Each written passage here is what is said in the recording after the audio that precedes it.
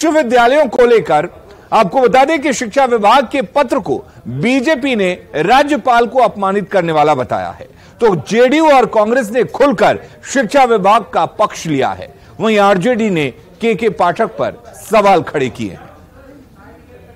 पहले भी विवाद हुआ था राजभवन में और मंत्रालय में, शिक्षा विभाग में, तो मुख्यमंत्री जी जाकर के हस्तक्षेप किए थे। देखिए, इस सरकार को कोई लेना देना नहीं है। दलित राज्यपाल महोदय हैं, अफसरों के द्वारा उनको अपमानित और प्रताड़ित किया जा रहा है, लेकिन इसको बिहार की जनता नहीं बर्दाश्त करेगी। आम छात्रों को डिग्री से लेकर के विभिन्न मानकों पर परेशान होना, ये निश्चित रूप से एक महत्वपूर्ण चुनौती है। इसका समाधान भी कुलाधिपति कार्यालय को किया जाना चाहिए। अब शिक्षा विभाग के अपर मुख्य सचिव ने जो पत्र संदर्भ लिखा है, अब उसके संबंध में तो स्पष्टीकरण वही देंगे। देखिए, 6 साल में ग्रेजुएशन पूरा हो रहा है, जबकि 3 साल में होना चाहिए। राजभवन को कोई चिंता है क्या?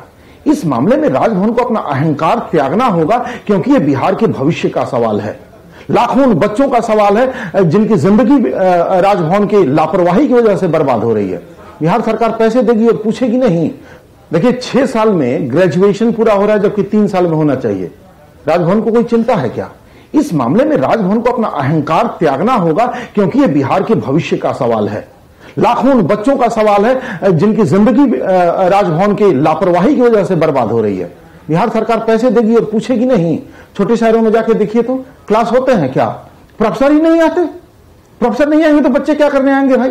तो बर्बाद हो रही शिक्षा व्यवस्था को अगर किसी ने झकझोरा है तो वो है के पाठक। मैं इस मामले में के पाठक जी को धन्यवाद देता हूं। सुधार बहुत जरूरी है।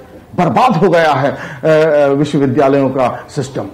कुछ पदाधिकारी जो है, न उनका बीबी है न बच्चा है, तो ये देखा गया है कि जिसको बीबी और बच्चा नहीं होता है वो फ्रस्ट्रेटेड होता है।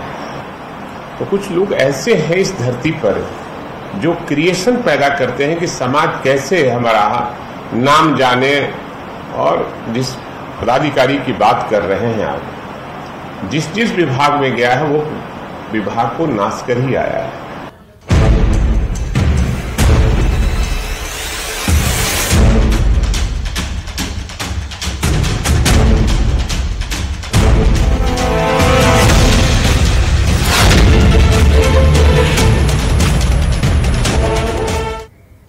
अगली खबर का रुख करते हैं। मुंबई में INDIA की बैठक में आरजेडी अध्यक्ष लालू प्रसाद ने बड़ा बयान दिया है, जिससे बिहार में सियासत तेज हो गई है।